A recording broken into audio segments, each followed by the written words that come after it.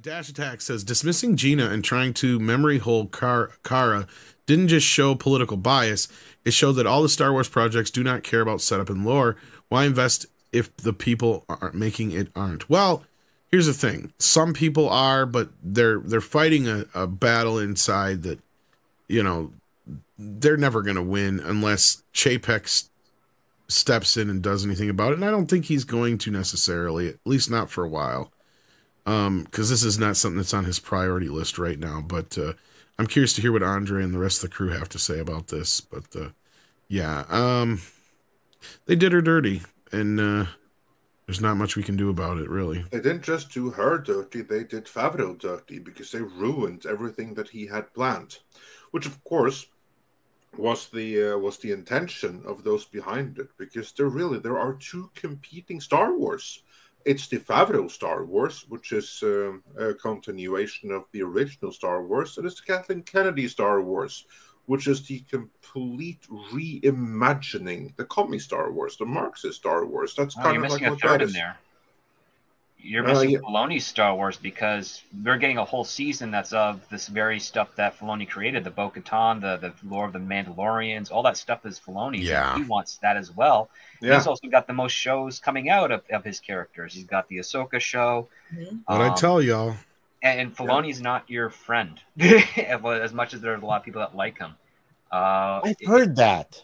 Yeah. That's what I've been saying from the start. I don't trust him as far as I can throw him, and this whole thing is just a means to an end to get his shit done. Well, Tom, you break it down now. Everything you've been saying about Filoni. Indeed. Well, he clearly, he created characters like Ahsoka. George was never a big fan of it, but so, and also things like bringing her back was another thing that he wanted to do that George was against. He is the one that's supposed to be telling Favreau what should and shouldn't be in the show. A lot of the things that people gripe about would fall on his shoulders or Pablo's shoulders. So again, he just seems like all he gives a shit about is getting his characters in there, and he doesn't care about anything else. He's an activist just like the rest of them. I could smell a rat from the start. Because I've never heard George Lucas say anything positive about Dave Filoni other than he worked for him and he helped direct the Clone Wars to be a successful cartoon show. That was it. That's the only thing I've ever heard. Filoni has said that he's the Padawan of George Lucas and that he's the guy. But George Lucas has never said anything at that level to him. That's just it. If George wanted him, and I've said this from the very fucking start, if George ever had intended him for him to be the guy, then we would have never got Kathleen Kennedy. He would have been the guy when he sold Lucasfilm. He would have gave Filoni that role. Well, he didn't. Then for a reason. He didn't really have much of the two picks based on the results. Yeah. He had. You didn't even pick the lesser of two evils. Yeah. Well, here's the thing. At the time, Kathleen Kennedy made fucking sense on paper. She did. She totally made sense on paper. We had no idea what was about to come on the horizon with this movement. This is very true. On paper, you could defend Kathleen Kennedy.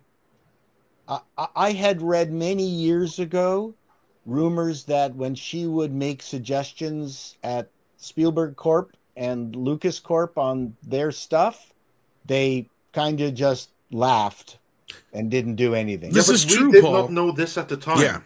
It's like I didn't find out until after the fact all the shit about Jurassic Park 3. After the fact, but we didn't know at the time. Supposedly, the rumor is that Joe Johnston will never work with her again because of how his experience with her on Jurassic Park 3, for instance. Like, she completely mismanaged and micromanaged that movie into the piece of shit it was. Well, my biggest red flag was when the corporate yes man of Rick McCallum left Lucasfilm after not just a successful prequel trilogy, but he was still there during the Clone Wars and all the other stuff.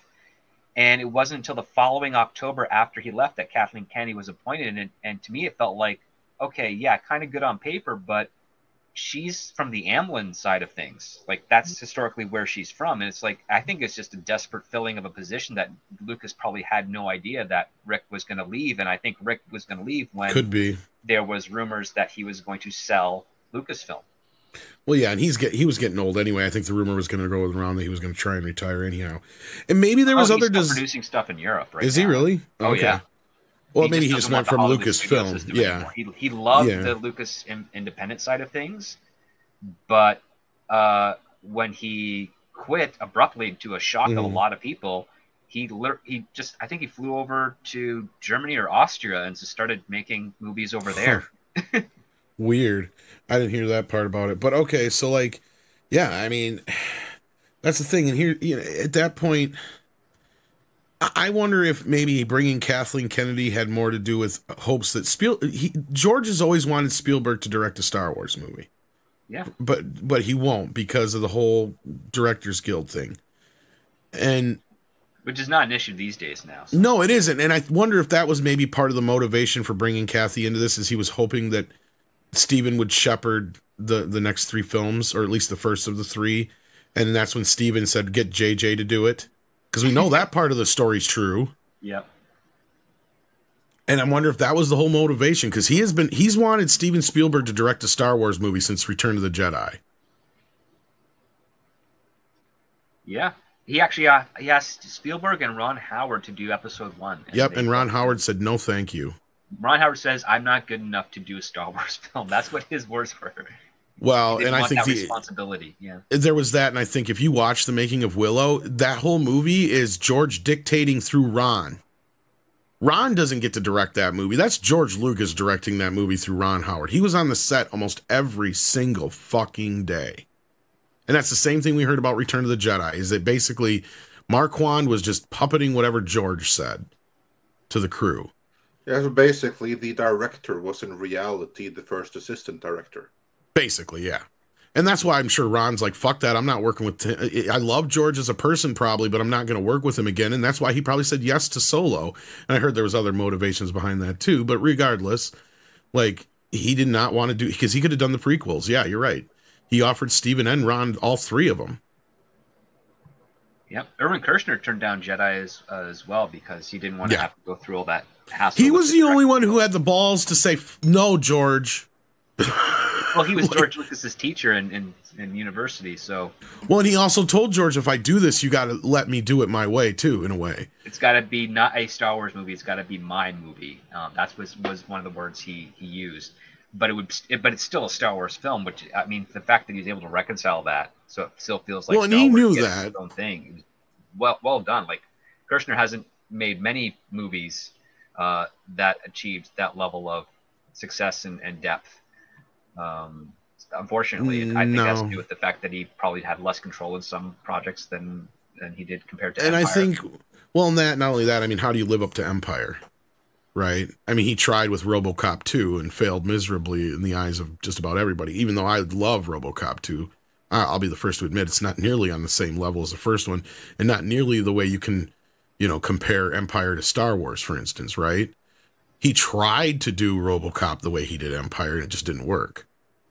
So, but anyway...